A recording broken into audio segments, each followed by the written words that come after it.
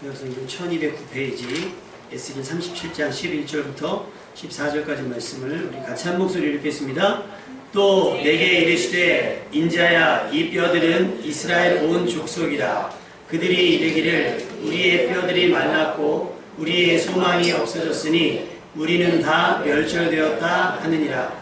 그러므로 너는 대언하여 그들에게 이르기를 주 여호와께서 이같이 말씀하시기를 내 백성들아 내가 너희 무덤을 열고 너희로 거기에서 나오게 하고 이스라엘 땅으로 들어가게 하리라. 내 백성들아 내가 너희 무덤을 열고 너희로 거기에서 나오게 한즉 너희는 내가 여호와인 줄을 알리라. 내가 또 내 영을 너희 속에 두어 너희가 살아나게 하고 내가 또 너희를 너희 고국 땅에 두리니 나 여호와가 이 일을 말하고 이룬 줄을 너희가 알리라. 여호와의 말씀이니라. 아멘.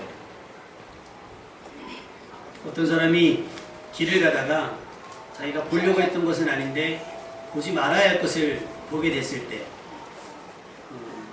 내가 못 볼 것을 보았다 이렇게 얘기하는 사람들이 있습니다. 여러분이 살아오면서 많은 것들을 보고 많은 것들을 경험했을 거라 생각이 듭니다. 어떤 것을 보았고 또 어떤 것들을 경험하셨습니까? 봐줄만 하던가요? 또 여러분 그렇게 살아갈 만 하셨는지 생각해 볼 수 있기를 바랍니다. 여러분은 봐야 할 것은 꼭 보고 안 봐도 되는 것은 굳이 보려고 하지 않는 분별력과 지혜가 있기를 주님의 이름으로 축원합니다. 굳이 안 봐도 되는 걸 보려고 하면 무리수를 두게 돼요. 굳이 안 봐도 되는 건 안 볼 수 있는 결단. 근데 봐야 하는 건 무슨 소리 써서라도 봐야 하는 여러분 될 수 있기를 부탁을 드립니다. 그런데 때로는 내가 원해서 보는 것이 아니라 하나님께서 보여주시기 때문에 봐야 하는 것들이 있습니다. 보게 되는 것들. 대표적으로 꿈이나 환상 같은 것들이 있을 거예요. 여러분 꿈을 꾸시죠? 주무실 때 꿈 무슨 개꿈이라고 하고 돼지꿈이라고 그러기도 하는데 때로는 가끔 그 꿈 내용 가운데는 계시적인 내용들이 들어있을 수 있어요. 그래서 요즘에 보면 꿈 해몽해 주시는 분들도 있긴 있는데 그런 거 말고요. 성경 안에서 볼 수 있는 꿈을 통해서 나타나신 하나님께서 보이시는 역사. 대표적으로 요셉이라는 사람이 있습니다. 요셉은 꿈의 사람으로 유명한데 요셉은 주로 자기가 잘 되는 꿈을 꿨어요. 자기가 항상 센터에 있는 꿈을 꿉니다. 그러니 요셉이 센터에 있고 나머지가 다 변방에 있는 걸 변방에 있는 사람들은 좋아할까요? 안 좋아할까요? 안 좋아하겠죠. 당연히 시기와 질투를 가지게 됩니다. 그렇다고 요셉이 나는 그 꿈을 꿔야지 하고 꾼 것도 아니에요. 꾸어진 겁니다. 그것도 반복해서 꾸어졌어요. 꿈을 꾸고 싶은 대로 꾸는 사람이 어디 있겠어요? 요셉의 꿈은 하나님께서 앞으로 하실 일들을 미리 알게 하신 일들일 거예요. 근데 여러분의 삶에도 그런 일이 있을 수 있거든요. 그러니까 너무 꿈에 예민해서도 안 되지만 때로는 여러분 마음속에 너무 선명하게 기억이 남는다 하시면 한번 기도하시면서 성경을 살펴보시길 바라요. 분명히 그 안에 하나님께서 여러분이 아셨으면 하는 내용들이 있을 겁니다. 아셨으면 하는 내용. 돼지꿈 이런 거 말고요. 용꿈 이런 거 말고 정말 하나님께서 여러분이 아이들 양육할 때거나 여러분이 직업을 선택할 거나 여러분이 어떤 선택을 하게 됐을 때 여러분이 말씀을 통해 깨닫기도 하지만 때로는 꿈을 통해서도 하나님께서 계시하는 경우도 있습니다. 지금도요. 여러분이 그것들에 대해서 너무 추구하면 안 되지만 너무 무시해서도 안 됩니다. 요셉의 꿈은 앞에서 말씀드렸지만 하나님께서 하실 일들을 알게 하신 건데 하나님은 요셉의 꿈을 통해서 되어질 일들을 예고하셨습니다. 그러나 우리가 알다시피 요셉은 이 꿈 때문에 어쩌면 차라리 꿈을 꾸지 않았다면 그렇게 되지 않았을 건데 이 꿈 때문에 거의 죽을 뻔한 상황. 그러나 다행히 죽진 않았지만 남의 집에 노예로 팔려가게 되는 불행의 시발점이 되고 맙니다. 요셉은 이렇게 끔찍한 꿈을 꾼 적이 없어요. 이렇게 괴로운 꿈을 꾼 적이 없습니다. 항상 요셉이 자기가 잘 되는 꿈, 남들보다 높아지는 꿈, 남들이 자기에게 엎드려 절하는 꿈을 꾸었지 남들 밑에 들어가는 꿈, 억울하게 옥에 갇히는 꿈 이런 꿈을 꾸지 않았단 말이에요. 그 대단한 꿈을 꾼 요셉이 자기 인생이 이렇게 꼬이게 될 것이라는 건 상상도 하지 못했을 겁니다. 그런데 이게 끝이 아니라 요셉은 보디발의 아내의 도발, 성적인 도발을 피해서 달아나다가 억울한 누명을 쓰고 감옥까지 가게 되는 기가 막힌 일을 당하게 되고 맙니다. 여러분 어떤 사람이 이런 인생을 꿈꾸고 어떤 사람이 이런 인생을 디자인하겠습니까? 사업을 하시는 분들 보면 얼마나 설레이시겠어요. 가게를 얻고 거기 인테리어하고 간판을 세우면서 무슨 꿈을 꾸겠습니까? 대박 나는 꿈을 꿀 거 아닙니까? 그죠? 그런데 인생이 꿈대로 되어지면 참 좋은데 꿈대로 되어지지 않는 게 문제라는 거죠. 꿈대로 되어지지 않는 거. 여러분 혹시 어떤 꿈을 꾸고 계십니까? 할 수 있다면 하나님께서 그 꿈을 이루어주길 소망합니다. 아멘. 그러나 그 꿈보다 더 위대한 일을 하는 계획하실 때는 여러분의 그 꿈을 조금 틀어낼 수도 있어요. 다른 방향으로 혹은 다른 방법으로 인도할 수도 있습니다. 만약 하나님께서 오늘 밤 여러분에게 꿈을 통해 말씀하시겠다고 하면 여러분은 어떤 꿈을 꾸길 원하고 어떤 환상을 보길 원하십니까? 분명 하나님께서 여러분이 보아야 할 것은 보여지게 될 줄로 믿습니다. 근데 예전에 제가 꾼 꿈이 지금도 선명하게 기억이 나는 게 막 악어가 나오고 막 괴물이 나오고 막 이런 꿈을 꾼 적이 있었거든요. 소위 말 여러분 표현으로 하면 가위 눌리는 꿈. 꿈에서 깨어나가지고 얼마나 기도를 많이 했는지 몰라요. 너무 무서워. 근데 그게 너무 생생한 거예요. 그냥 공포영화 한 편 본 게 아니라 정말 죽었다 살아난 것처럼 힘들더라고요. 근데 알고 봤더니 그 꿈에 관련된 사람이 나왔는데 그때 제가 문제가 아니라 그 사람이 문제가 있었더라고요. 그래서 그 사람을 결국은 중보하도록 하나님께서 그런 위기의 모습들을 보여주셔서 기도하게 하시는 부분들이 있었어요. 우리는 참 좋은 걸 보려고 하죠. 굳이 나쁜 걸 보려고 하진 않습니다. 그런데 오늘 본문 에스겔에 나오는 본문을 보면 37장 1절부터 보면 하나님은 에스겔을요 어떤 골짜기로 인도하십니다. 골짜기. 지금처럼 더운 날 골짜기에 가거나 계곡에 가면 얼마나 좋겠어요. 근데 하나님께서 에스겔을 피서 보내려고 골짜기로 보내신 것이 아니라 에스겔에게 보여주고 싶은 장면이 있었기 때문에 에스겔을 성령의 감동으로 해서 골짜기에 서게 하셨습니다. 그리고 에스겔은 그 골짜기 안에서 가득하게 말라버린 뼈들을 보게 되었습니다. 하나님께서 이런 처참한 상황에 있는 뼈들을 보여주시고는 에스겔에게 이렇게 질문을 하십니다. 인자야, 이 뼈들이 등이 살 수 있겠느냐? 가능성이 있는, 좀 가망이 있는 상황에서 살 수 있겠느냐고 물으면 내 소망이 남길 거예요. 그런데 이건 말이 안 되잖아요. 희체가 죽어서 이미 살가죽이 다 썩어버리고 머리카락까지 전부 소실된 상황에서 뼈만 나와서 둥글리고 있는 또 그 골짜기를 가득 메운 뼈 가득한 그곳에 보면서 하나님께서 에스겔이 질문합니다. 인자야, 이 뼈들이 능히 살 수 있겠느냐? 어떻게 생각하십니까? 살 수 있다고 믿으십니까? 여러분 같으면 하나님께서 여러분에게 이런 장면을 보여주시고 살 수 있겠느냐? 물으면 여러분 뭐라고 대답하시겠습니까? 대답 굉장히 잘하셔야 돼요. 그런 거 있죠. 여러분이 어디 가게 같은 데 가면 딱 먹어보고 이 집은 잘 될 것 같다, 이 집은 안 될 것 같다, 감이 오는 집이 있지 않으세요? 예전에 청년 때 새벽기도 끝나고 해장국을 먹으러 갔는데 시장 어디에 있는 해장국집을 갔어요. 그래서 음식을 먹는데 저는 음식을 좀 가리는 편인데 저랑 같이 식사한 친구는 음식을 전혀 안 가리거든요. 없어만 먹는 친구인데 해장국을 설렁탕 비슷한 해장국을 시켜서 먹었어요. 근데 이렇게 한 숟갈 국물을 떠서 딱 먹었는데 그 쇠맛이 나는 거예요. 쇠맛. 고기국을 시켰는데 쇠맛이 나더라고요. 그래서 이거 간이 덜 됐나? 소금을 넣었어요. 소금을 넣을수록 맛이 더 이상해지는 거예요. 나는 도저히 못 먹겠는 거여서 뭐 깍두기 국물도 넣어보고 막 그때 넣었는데 그 쇠맛이 없어지지가 않아요. 근데 내가 오늘 입맛이 너무 이상한 거예요. 그 친구 봤더니 그 친구도 내가 사주니까 먹긴 먹는데 도저히 못 먹고 있더라고요. 그러더니 야, 이상한 거 먹지 마. 그랬어요.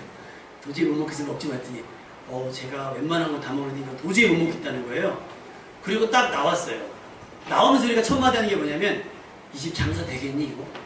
음식 맛이 이래가 장사 되겠니? 거짓말하냐 몇 개월 안에 그 가게가 없어졌어요. 지금 생각해보면 그 음식이 상한 음식이 아니었나 생각이 들어요.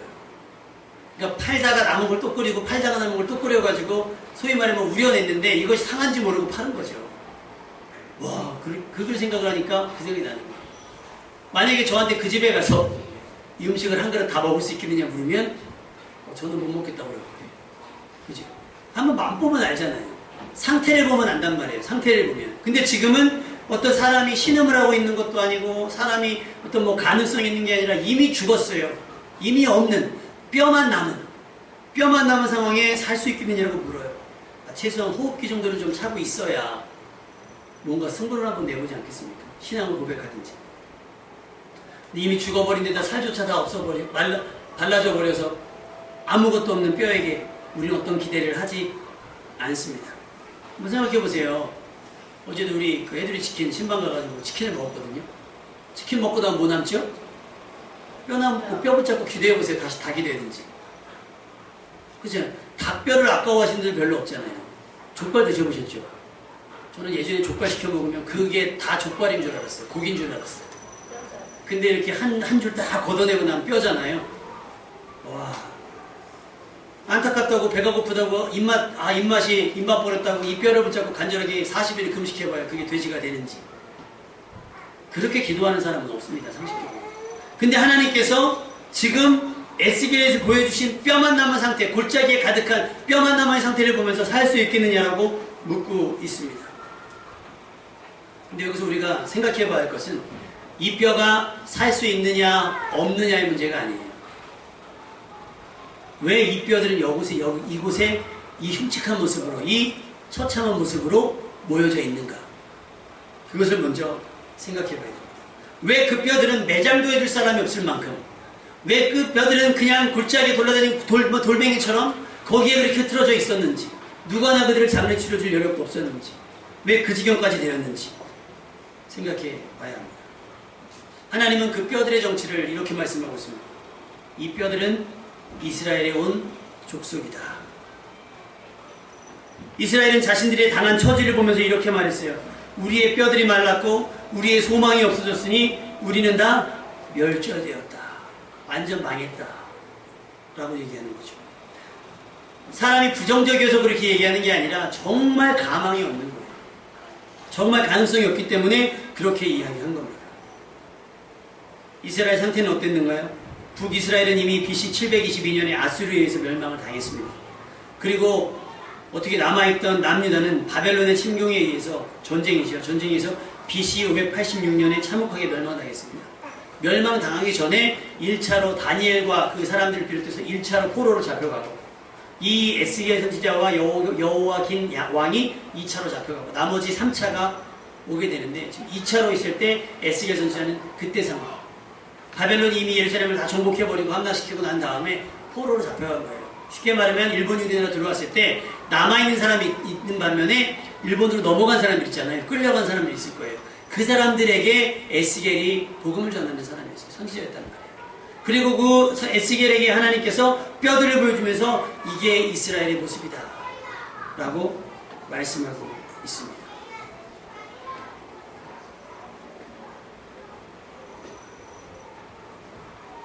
문득 이 뼈들이 다시 살기를 바라는 마음 있지 않겠습니까? 하나님은 하실 수 있습니다 라고 고백할 수도 있지 않겠습니까? 그런데 여러분, 어떤 결과에는 반드시 그 결과를 제공하는 원인이 있습니다. 원인이 있기 때문에 결과가 있는 거예요. 그 강원도에 여행을 다녀오던 그 아가씨들, 젊은 대학생들이 고속버스가 추돌하는 바람에 안타깝게 죽음을 당하게 되는 뉴스를 봤습니다. 무엇이 원인이었죠? 버스기사의 피로가 원인이었잖아요. 아니, 방을 잡아준다는데도 자기는 잠을 안 자고 차에서 잠을 잔 건지 밤새 노는 건지 모르지만 그 아차하는 몇 초 사이에 본인이 깜빡 졸았건 어찌됐건 간에 속도도 줄이지 않고 그냥 그 차를 벽으로 밀어가지고 죽게 됐습니다. 여러분이 지금 무시해버리는 모든 상황들 가운데 여러분이 하는 작은 행동 하나하나가 누군가에게는 큰 의미가 되는 일들이 있을 수 있습니다. 기쁨의 의미가 될 수도 있고 굉장히 괴로움을 주는 의미가 될 수도 있고, 지금 이스라엘 백성이 뼈채 남아서 골짜기에 가득 메웠던 이 시체의 덩어리들은 이스라엘의 어떤 원인? 성경은 얘기하고 있습니다. 불순종과 우상숭배. 하나님을 섬기지 아니하고 우상을 숭배했기 때문에 또 하나님의 말씀을 따르지 않고 불순종했기 때문에 나타난 결과라고 하나님께서 말씀하고 있습니다. 이미 예레미야 선지자를 통해서 하나님은 이스라엘 백성에게 너희가 죄를 지었기 때문에 하나님께서 바벨론을 회초리로 들어 너희를 칠 테니 너희는 그들에게 항복하고 살아남아라 라고 힌트를 주셨어요. 그럼에도 불구하고 이스라엘 백성은 목이 곧아서 듣지 않습니다. 버텨서 결국은 침공당하는 거예요. 여러분, 전쟁의 트라우마가 얼마나 심합니까? 전쟁의 트라우마가 얼마나 심해요. 우리에게 미련한 것은 뭐냐면 꼭 겪어보고 알아요. 겪어보고. 예전 어릴 때 저희 할머니 시골에 목장이 있었어요. 목장이. 근데 그 목장에 이 철망이 있는 게 아니라 철사가 세 줄 이렇게 있더라고요. 그러니까 우리 생각에는 저 커다란 소가 이걸 못 끊을까봐? 근데 옆에서 그러는 거야. 야, 저거 큰일 나. 왜? 저기 전기 흘러. 무슨 전기가 흘러. 그래서 친구 놈 하나가 얼마나 흐르길래. 굉장히 흐르겠지. 제가 전에 말씀드렸잖아요. 돼지 코에 이렇게 전기 꽂아봤다 했잖아요. 뭐 흘러봐야 그 정도 아니겠어? 저는 겁이 많아서 그걸 안 했는데 그 친구는 뭐 얼마나 되길래 그걸 잡았어요. 이걸 잡고 나니까요. 와, 사람이 진짜 왜 만화 영화에 보는 이렇게 뼈가 보이는 거 있죠. 지지직 하면서 와. 뭐 발로 뻥 차가지고 떨어뜨렸어요. 근데 나중에 알았어요. 나중에 이제 형들한테 배웠는데 전기를 테스트할 때 이렇게 잡으면 안 된대요. 왠지 아세요? 전기는 근육을 수축시킨다는 거예요. 그러니까 이렇게 잡으면 말려서 이래서 못, 왜 그러잖아요. 저걸 놓지 왜 안 넣는다. 못 넣는데요. 어떻게든 잠자면 이렇게 등으로 이렇게. 그런 게 어딨어요. 용감한데. 무식하면 용감한데. 참. 죽다 살았어요. 죽다 살았어요. 그 트라우마 때문에 걔는 젖소를 지금도 싫어해요. 우리 물어보죠. 야, 어때? 왜? 얼마큼이야? 어때? 말로 표현이 되겠습니까? 이스라엘이 공격당한, 이스라엘이 자기 눈앞에서 죽어가는 많은 형제, 자매들, 부모들을 보면서, 자식들을 보면서 얼마나 트라우마에 빠졌겠어요. 그럼에도 불구하고 정신을 못 차려요. 자기들이 죽은 시체를 장례도 치르지 못할 만큼 처참하게 망가지고 망해버렸습니다. 다시 말해서 지금 에스겔이 보고 있는 장면, 골짜기에 가득 메운 뼈들의 모양들은, 뼈 무덤의 모습들은 이스라엘의 죄의 결과였다라는 거죠. 여러분, 죄는 짓기 전에 피해야 됩니다. 아멘. 회개하는 것도 중요하고 반성하는 것도 중요한데요. 가장 중요한 건 죄를 짓지 않는 게 중요합니다. 왜? 죄의 결과는 사망이기 때문에 그래요. 그럴 수 있어요. 나는 잘못했는데 그다지 영향 없던데 그 여러분의 잘못 때문에 누군가가 여러분 버터플라이 효과라고 들어보셨죠? 나비 효과. 나비가 여기서 날개짓 하는데 이게 태평양과 대서양을 건너가면서 태풍이 된다는 얘기예요. 그러니까 여러분의 말 한마디가 예전에 어떤 철없이 인터넷에 썼던 연예인 한 명이 죽었더니 최진실 때문이다. 그냥 농담처럼 쓴 말 때문에 최진실 씨가 자살을 했잖아요. 그죠? 근데 최진실 씨만 죽은 게 아니라 동생도 자살을 했고 남편도 자살을 했단 말이에요. 그 사람은 그냥 장난이었을 거예요. 추측이었을 거란 말이에요. 얼마나 커다란 피해가 일어났습니까? 그러니까 어떤 원인이 내게 직접적으로 결과가 올 수도 있지만 내가 제공한 원인이 누군가에게 피해가 갈 수도 있는 거예요. 누군가에게. 내가 오늘 밤 잠을 안 잤어. 내일 운전해야 되는데 잠을 안 잤어. 뭐 별일 있겠어 하고 그 버스 기사도 운전했을 거란 말이에요. 근데 그게 4명의 목숨을 앗아갈 거라고 누가 생각을 했겠습니까? 누가 생각했겠습니까? 세월호 사건만 같아도 보세요. 뭐 그런 일이 있을 수 있겠어요? 과적했잖아요. 엄청나게 과적을 했고 또 뭐 운전 저기를 뭐 항로를 자기 나름대로 막 했단 말이에요. 그 사소한 하나 뭐 설마 무슨 일이 있겠어 했던 그 죄성을 무시하지 못하고 그 죄성을 경계하지 못하고 저질러 버렸더니 어떻게 됐어요? 자기들은 살았어요. 근데 수백 명이 죽었잖아요. 수백 명. 얼마나 엄청난 일이겠습니까?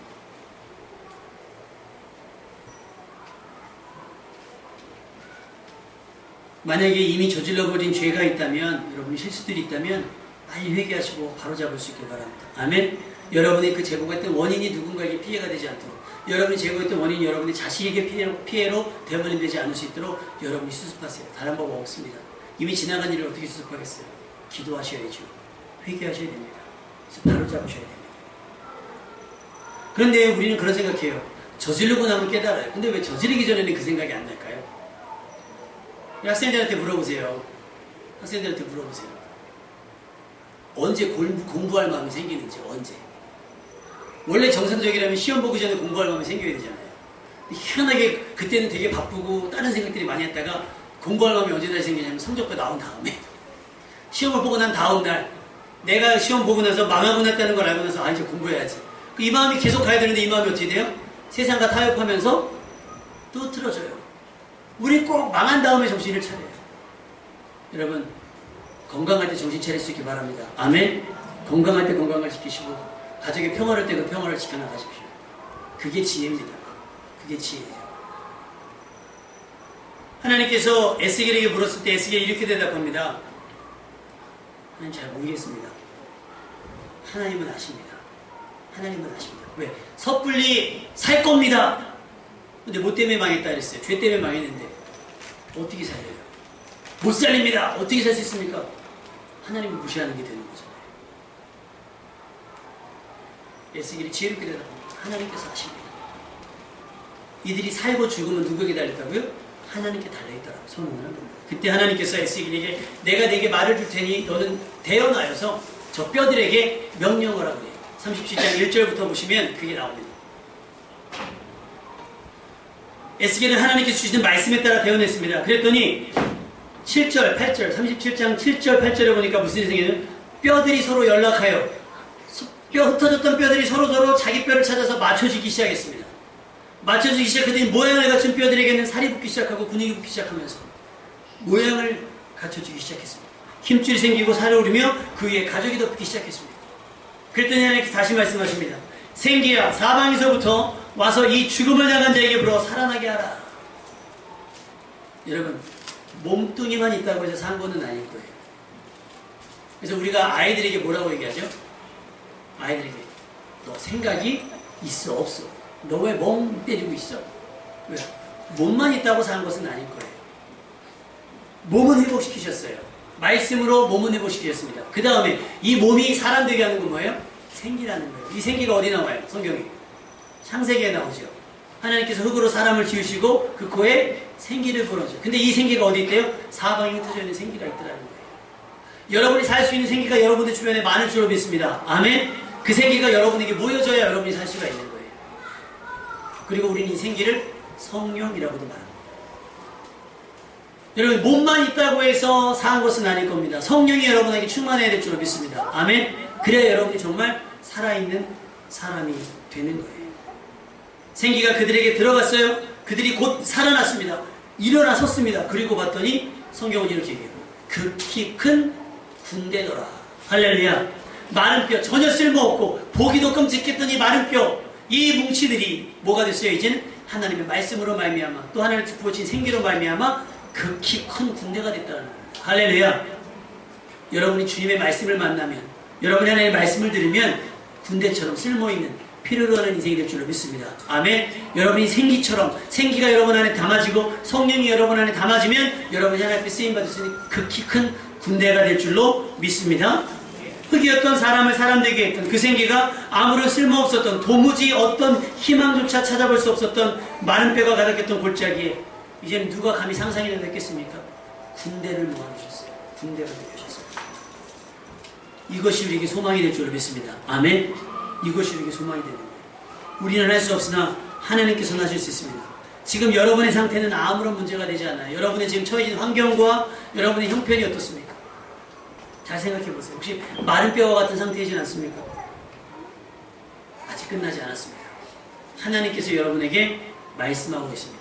그 말씀을 듣고 여러분의 그 삶이, 그 망한 삶이, 여러분의 그 무너진 삶이 하나님의 말씀을 듣게 되면 다시 재건되어지고 회복되어지는 역사가 나타나게 될 것입니다.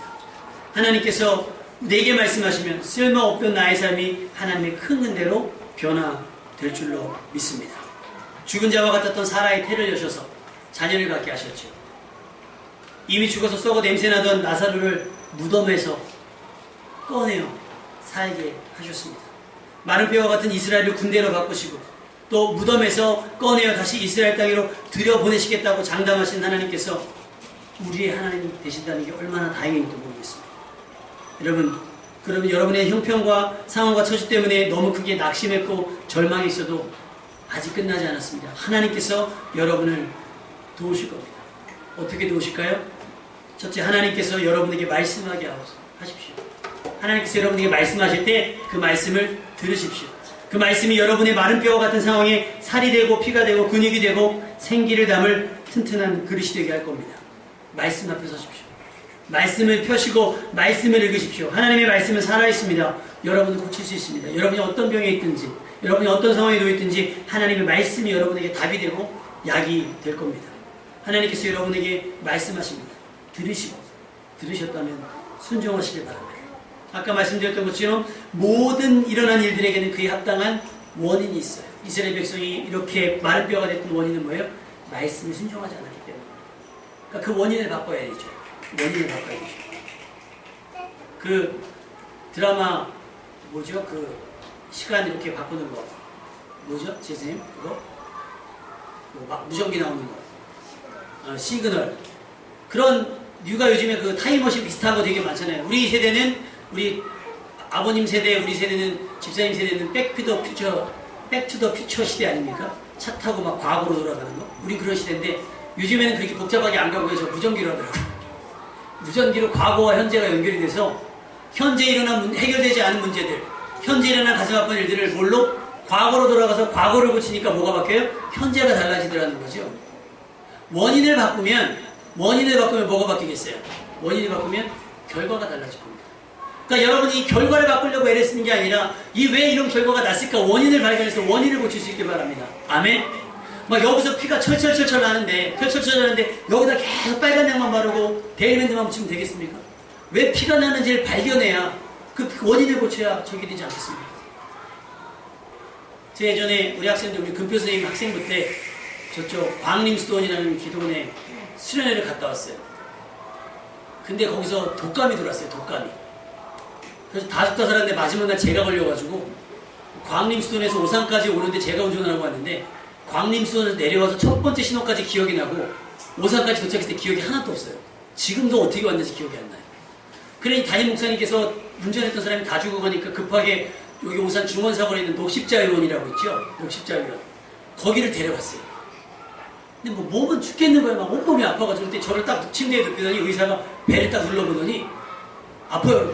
아프죠. 지금 온몸이 아프니까 뭐 맞으면 막 아프요. 한 3번 딱 눌러보더니 맹장입니다. 그러는 거예요.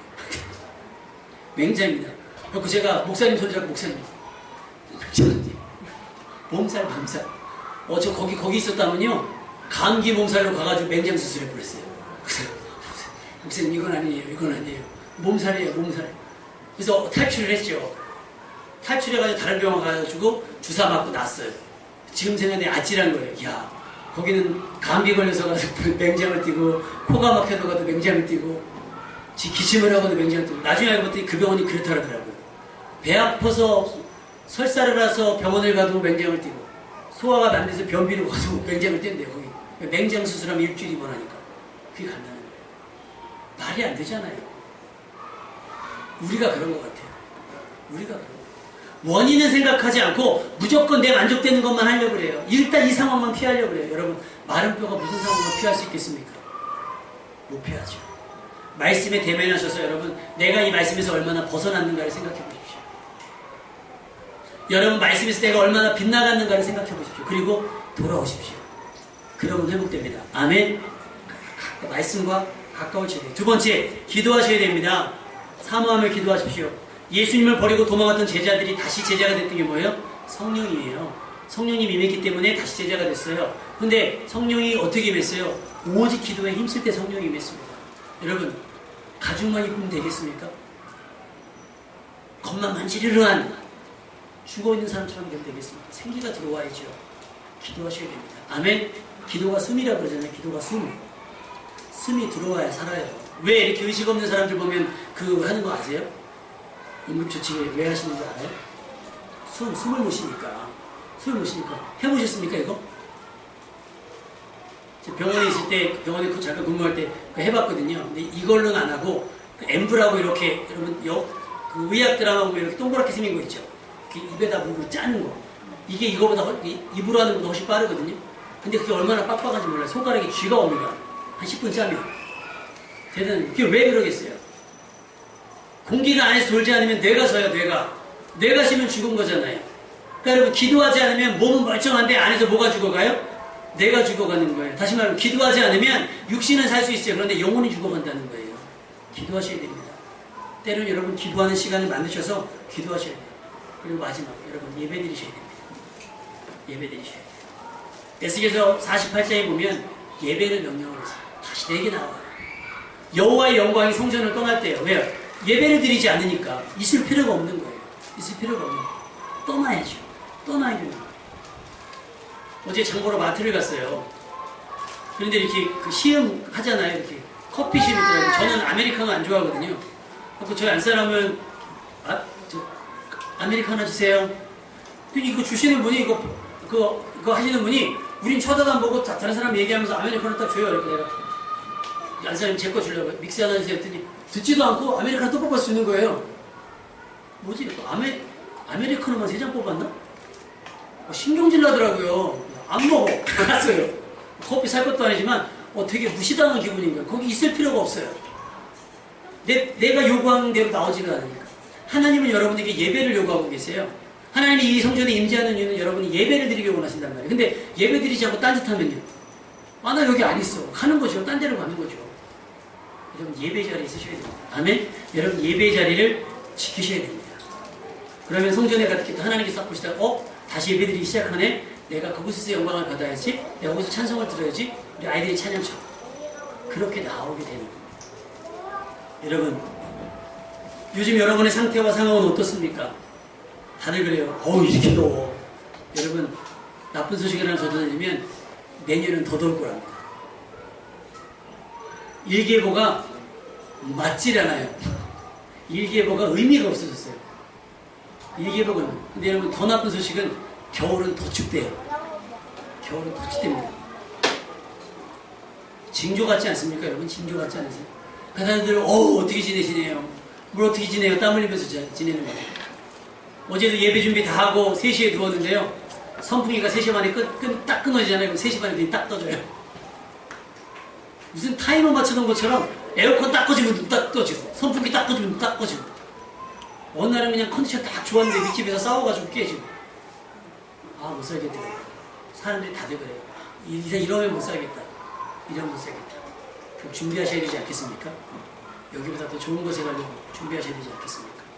지금 우리가 놓인 상황이 골짜기에 가득한 마른 뼈 같은 상황이랄지라도 여러분이 하나님의 말씀을 드리면 또 하나님께 기도하면 하나님께 나와 예배드리면 여러분이 다시 군대처럼 다시 일어서게 될 줄로 믿습니다. 여러분이 건강의 상태가 마른 뼈와 같다면 여러분의 재정의 상태가 마른 뼈와 같다면 여러분의 관계의 상태가 마른 뼈와 같다면 하나님의 말씀을 의지하시기 바랍니다.